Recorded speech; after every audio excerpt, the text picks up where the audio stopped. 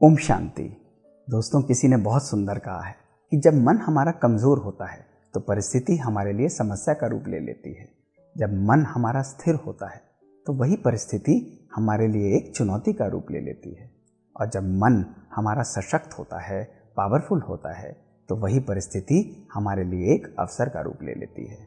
पिछले 1 वर्ष से भी अधिक हम सब देख रहे हैं कि कोरोना वैश्विक महामारी ने भारत पर ही नहीं, संपूर्ण विश्व पर एक बहुत गहरा प्रहार किया है। हमारा शरीर और हमारा मन बहुत तेज़ी से इससे प्रभावित हुआ है। दोस्तों, इस पर विजय प्राप्त करने का कोई और तरीका नहीं है। इस पर विजय प्राप्त करने का केवल एक तरीका है, जो प्रॉपर रिसोर्सेज हमारे पास अवेलेबल हैं उनका हम प्रॉपर तरीके से यूज़ करें। पिछले 1 वर्ष से हमने देखा कि प्रॉपर मास्किंग के द्वारा, सोशल डिस्टेंसिंग के द्वारा और बार बार सैनिटाइजेशन का उपयोग करने के द्वारा हमने काफ़ी हद तक कोरोना वैश्विक महामारी पर कंट्रोल पाया। विजय नहीं प्राप्त की, लेकिन कंट्रोल पाया। और हम सभी लोग बहुत आशा के दीपक जलाकर वैक्सीन का इंतज़ार कर रहे थे।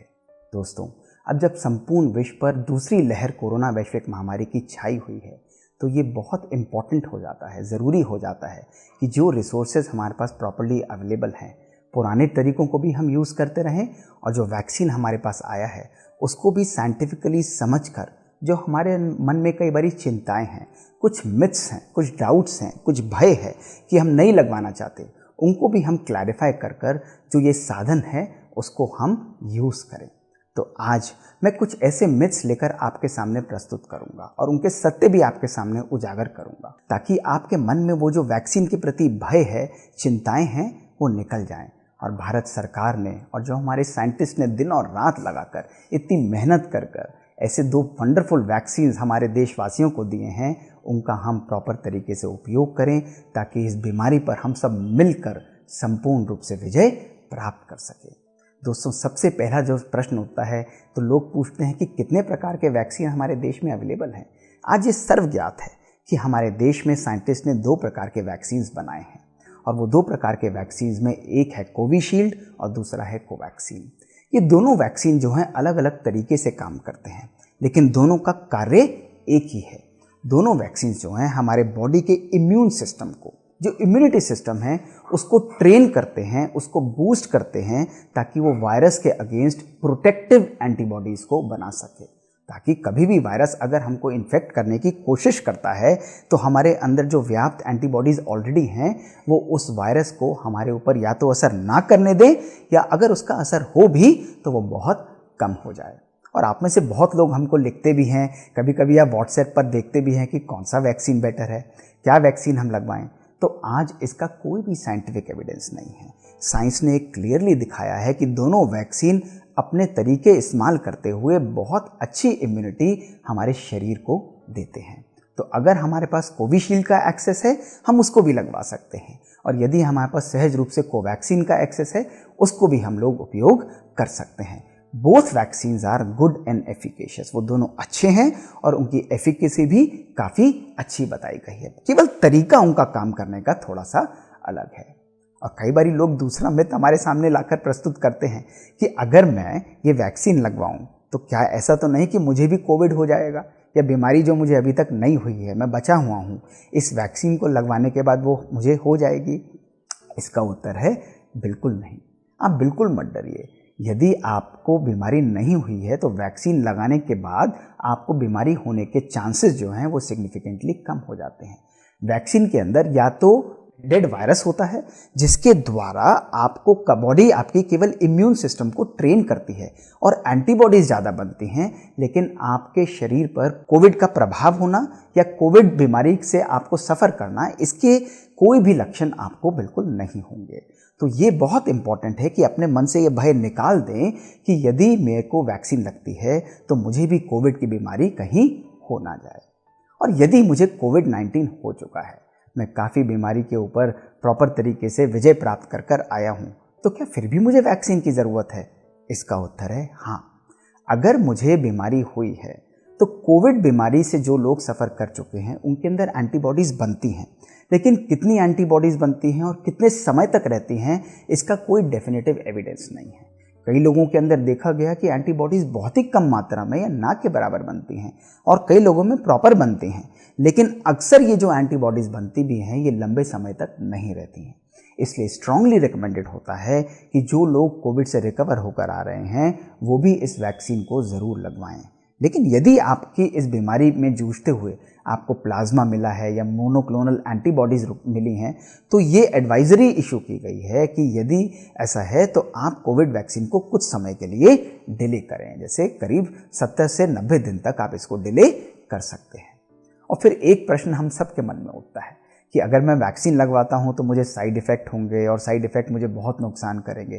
भाई देखिए, जब कोई भी एक्सटर्नल चीज़ आपके शरीर में जाती है और आपके इम्यूनिटी सिस्टम को वो ट्रेन करती है तो आपका इम्यून रिस्पॉन्स जनरेट होता है, और इम्यून रिस्पॉन्स जनरेट करके कभी कभी हमारे शरीर में हल्का सा बुखार लाता है, थोड़ी सी कमज़ोरी ला सकता है, या कभी कभी हमको थोड़ा सा मलेज लगता है, वीकनेस लगता है। इससे बिल्कुल भी घबराएं ना। मैंने भी वैक्सीन लगवाई है, हमारे परिवार ने भी वैक्सीन लगवाई है, सभी हज़ारों लोगों ने, लाखों लोगों ने वैक्सीन लगवाई है। ऐसी कोई मेजर चिंता वाली बात नहीं है। हल्का पुल्का बुखार है, थोड़ा सा लोकल साइट पर दर्द है, ये चीज़ें हो सकती हैं और समय के साथ कुछ दिनों के बाद ये बीमारी जो है या ये लक्षण जो हैं ये कम्प्लीटली समाप्त हो जाते हैं और आपकी बॉडी इम्यून रिस्पॉन्स जनरेट करना आरंभ करती है। और कई लोग पूछते हैं कि भाई अगर मैं वैक्सीन लगवा लूँ तो आज मैंने वैक्सीन लगवाई तो क्या मैं कोविड से बिल्कुल इम्यून हो जाता हूँ? तो इसको आज मैं बहुत सहज रूप से आपको समझाना चाहूँगा।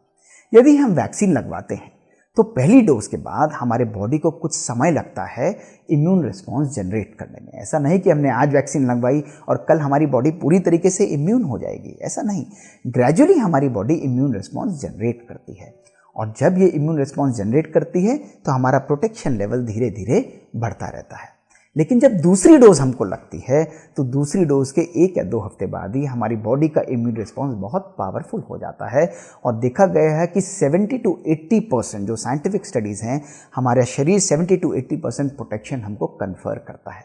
तो ये जो टाइम पीरियड बीच का है, इसके बीच में हम सबको बहुत सावधान होता है और दूसरी डोज के बाद भी हमको सावधानी बरतनी है, क्योंकि ये प्रोटेक्शन 100% नहीं जाता, लेकिन ये एक सिग्निफिकेंट मात्रा तक जाता है। तो इसलिए अगर हम वैक्सीन लेते हैं तो उसके बाद भी कोविड हो सकता है, बिल्कुल हो सकता है, लेकिन ये साइंस बताती है कि यदि आपने वैक्सीन ली है और इम्यून रिस्पॉन्स प्रॉपर आया है तो कोविड होगा भी तो हल्के फुल्के सिम्टम्स के साथ निकल जाएगा और ज़्यादातर लोगों में सीवियर इन्फेक्शन या डेडली इन्फेक्शन उनके बॉडी पर मैनिफेस्ट नहीं करेगा। तो इसलिए आप घबराएं ना। कई बारी लोग डिस्करेज हो जाते हैं कि उसने कोविड की वैक्सीन ली उसके बाद भी उसको कोविड हो गया। ऐसा होता है, लेकिन हमको इसकी चिंता नहीं करनी है।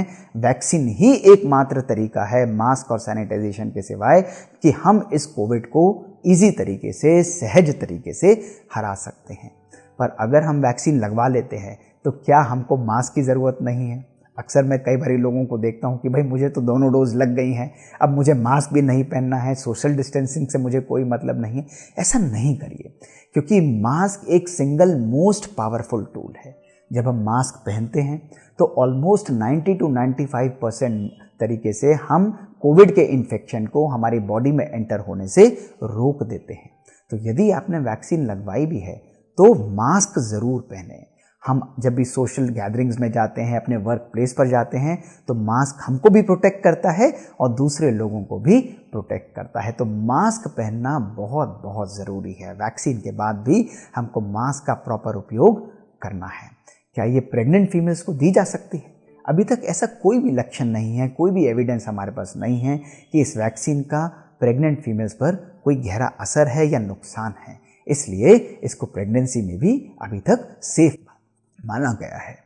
कई लोग हमसे प्रश्न पूछते हैं कि अगर हम ये वैक्सीन लगाते हैं तो भाई इसके अंदर कोई जेनेटिक स्ट्रक्चर है या कोई डीएनए है तो ये हमारे डीएनए को ऑल्टर कर देगा, जो हमारा जीन है उसको ऑल्टर कर देगा। ऐसे ऐसे प्रश्न भी हमारे पास आते हैं।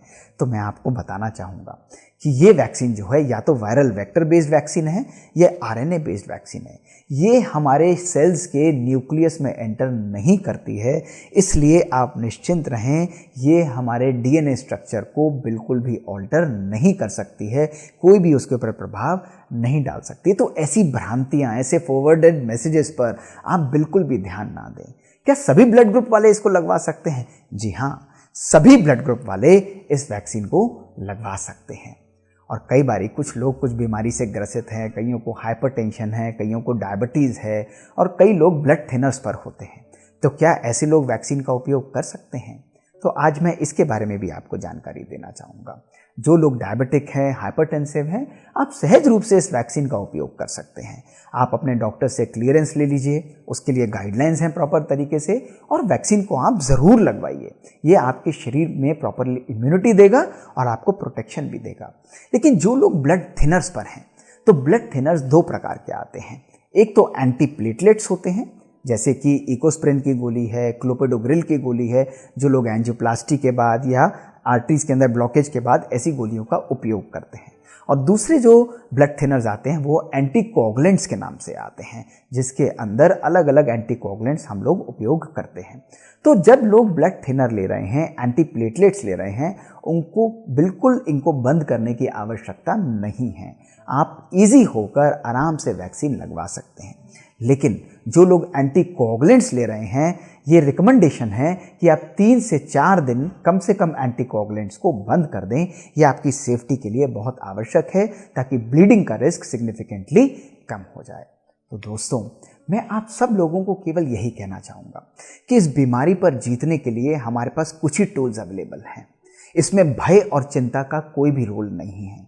हमको अपनी सूझबूझ से काम लेना होगा, क्योंकि जब परिस्थिति विकराल है और परिस्थिति को हम चेंज नहीं कर पा रहे हैं, तो इसके लिए बहुत आवश्यक है कि हम अपने मन की स्थिति को शक्तिशाली बनाएं।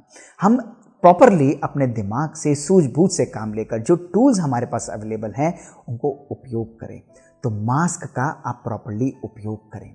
आज सैनिटाइजेशन भी घर के अंदर हाथ को अपने जहाँ पर भी हम जाते हैं, कहीं हम लोग किसी चीज़ को सरफेस को छू लेते हैं, तो सैनिटाइजेशन का उपयोग भी बार बार करें।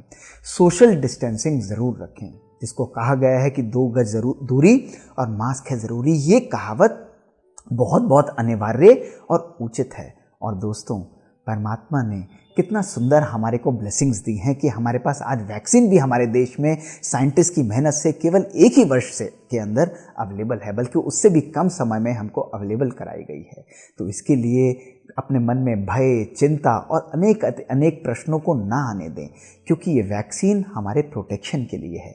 अगर हम सब देशवासी मिलकर सहज रूप से सरकार का सहयोग देकर, सब एक दूसरे को सहयोग देकर प्रेरित करते हैं, तो इस बीमारी पर विजय प्राप्त करना हमारे लिए सहज होगा।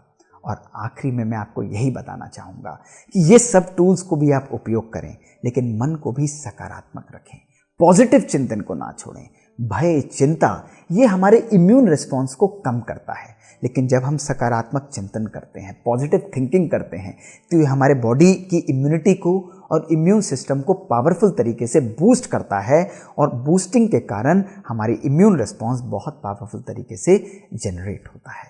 तो आइए हम सब प्रण लें, इन साधनों का उचित तरीके से उपयोग करें और मिलकर न केवल अपने भारतवर्ष को, लेकिन संपूर्ण विश्व को इस कोरोना वैश्विक महामारी से छुटकारा दिलाएं।